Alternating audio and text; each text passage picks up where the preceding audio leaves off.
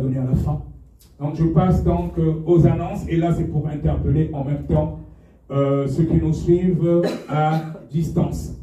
Donc l'annonce principale concerne donc le séminaire que nous allons faire au mois d'octobre ici à Grigny, même pour toi qui nous regardes à distance, un séminaire de délivrance, un séminaire de témoignage, un séminaire d'enseignement que nous allons faire ici du 22 au 26 octobre. Et donc ça va se passer ici à Grigny, pas dans cette salle, mais la salle en face où il peut y avoir plus de 200 personnes. Donc c'est un séminaire de témoignage et de délivrance. Ça va donc commencer le 22, qui est un mercredi de 17h à 21h, le jeudi 23 de 17h à 21h, et le vendredi, ça sera une veillée de prière. Une veillée de prière, et je crois que c'est de 22h jusqu'à 6h du matin. Donc on sera tous au 13 rue Jean-Jacques Rousseau, ici à Grigny, mais pas dans cette salle, dans la salle en face, où il y a plus de 200 personnes. Donc c'est un témoignage où, durant ce témoignage, durant 3 jours, le pasteur Jigaï Christian, que donc beaucoup ont déjà regardé son témoignage.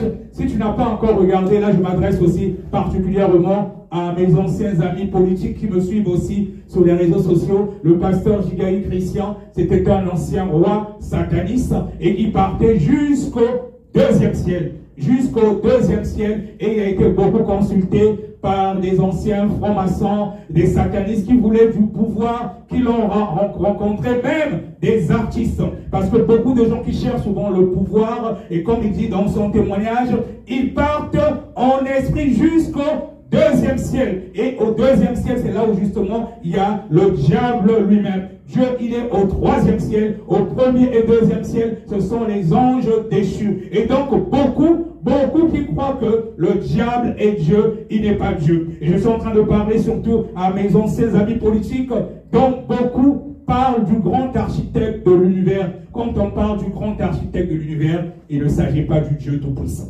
Il ne s'agit pas du Dieu Tout-Puissant, mais il s'agit de l'aventurier qui est au 2e ciel, ce vaurien qui a voulu se passer pour Dieu, qui a voulu prendre sa place. Ce n'est qu'un ange déchu. Le diable, il ne vaut rien. C'est vrai que dans vos loges, vous utilisez même la Bible, mais ce n'est pas la parole de Dieu comme nous la concevons. Parce que le diable aussi, il connaît la parole de Dieu. Quand il est parti tenter le Seigneur Jésus-Christ, il parlait justement de la parole de Dieu. C'est un ancien ange. Il était un ange de lumière. Donc, il connaît la parole de Dieu et il la transforme à sa façon. Donc, quand il était justement en train de tenter le Seigneur Jésus-Christ, quand il proclamait justement la parole de Dieu, quand il disait, il est écrit, le Seigneur Jésus-Christ répondait, il est aussi écrit. Il est aussi écrit. Donc quand on parle du grand architecte de l'univers, le diable, il vous fait croire que c'est lui qui a bâti ce monde-là. En fait, le monde lui a été donné, la gloire de ce monde lui a été donnée. Et quand on regarde dans la Bible, quand il a tenté le Seigneur Jésus-Christ, le Seigneur Jésus-Christ lui a donné la gloire de ce monde. Parce que lui-même, il a dit même à Jésus que ce monde m'a été donné. Oui, quand tu veux le pouvoir sur cette terre a été donné au diable. Mais il n'a pas le pouvoir sur les enfants de Dieu. Et c'est pour ça que vous remarquez toutes les personnes qui ont la soif du pouvoir, qui veulent le pouvoir, qui veulent paraître. Le diable leur donne toutes les richesses. Il peut te donner toute la richesse que tu veux, mais il va récupérer ton âme. Je suis en train de parler à quelqu'un. Tu es peut-être allé dans les loges maçonniques.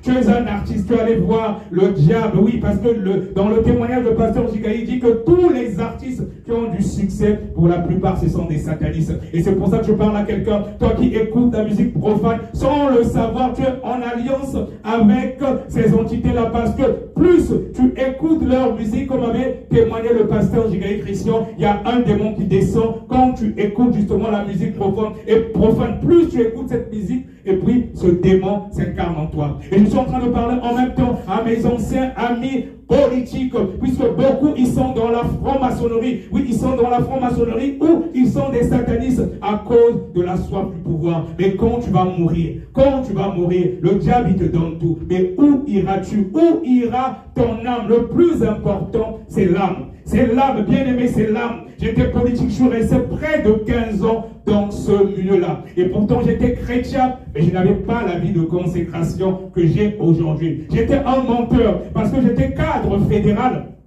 au sein du Parti Socialiste. Et ceux qui connaissent un peu comment ça se passe dans le parti, quand tu es cadre fédéral, c'est au niveau de la fédération que tout se décide. C'est au niveau de la fédération qu'on élabore les listes pour les législatives, pour les européennes et tout. Et c'est partant de là que j'avais fait acte de candidature en 2017 pour devenir député dans la 9e circonscription de l'Essonne. Comme j'étais là où sont prises les décisions, et j'ai affronté le député sortant. Les gens de la 9e circonscription, ils ont voté, j'ai perdu, mais j'ai affronté le député sortant. Parce que je savais comment que ça se passait. À l'époque, c'était la soif du pouvoir. Et pourtant, j'étais chrétien, mais l'Esprit de Dieu m'interpellait déjà parce qu'il n'était pas d'accord avec certaines choses que je faisais. Figure-toi que j'ai fait la campagne pour François Hollande, tout ce monde-là, ceux qui me suivent depuis des années sur les réseaux sociaux, vous m'avez vu en photo, je suis pratiquement avec tous les politiques de gauche parce que j'étais dans ce milieu-là. Et j'ai fait campagne, il y avait des choses que je savais en accord avec ma foi chrétienne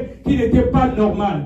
Mais j'ai fait campagne, j'ai distribué des tracts, je disais aux gens de faire ceci, faire cela, j'étais un menteur. Oui, parce qu'il y avait des choses que par rapport à mes convictions, je savais que la Bible n'autorise pas cela, mais j'ai fait campagne. Et je sais que si je mourais à cette époque-là, mon âme ne devait pas être sauvée parce que je suis menteur. Oui, j'étais un menteur, parce que la politique c'est un art, c'est le mensonge, c'est justement un art de dire la vérité et de mentir. Et le père du mensonge, c'est qui? C'est le diable. Et c'est pour ça que j'interpelle mes amis politiques. C'est vrai que tout le monde ne sont pas forcément dans ces loges-là, mais si tu es là-dedans, où iras-tu le jour que tu vas mourir? Je suis en train de parler en même temps à mes amis politiques qui sont ici en France, mais aussi au Congo. Oui, ceux qui me suivent, mes amis politiques qui me suivent depuis le Congo. Vous savez qu'en 2016, j'ai fait acte de candidature pour la présidentielle parce qu'avant, c'était ce que j'aimais paraître et j'aimais le pouvoir. Et si je suis allé jusque-là, parce que quand le président s'assoit, avait changé il avait changé justement, comment on appelle ça?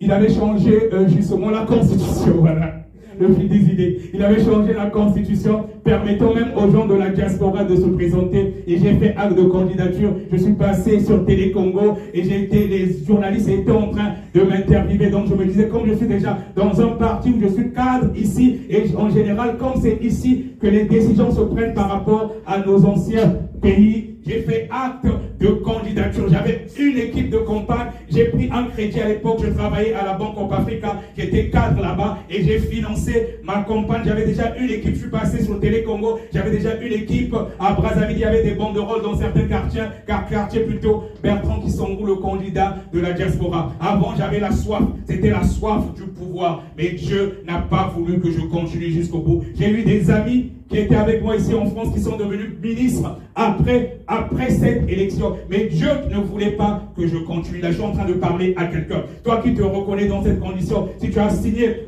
un pacte dans une loge satanique, viens justement à ce séminaire qui va se tenir ici du 22 au 26. Le Seigneur Jésus-Christ, il veut t'aider, il t'aime. Je suis en train de parler aussi à mes anciens amis de la banque.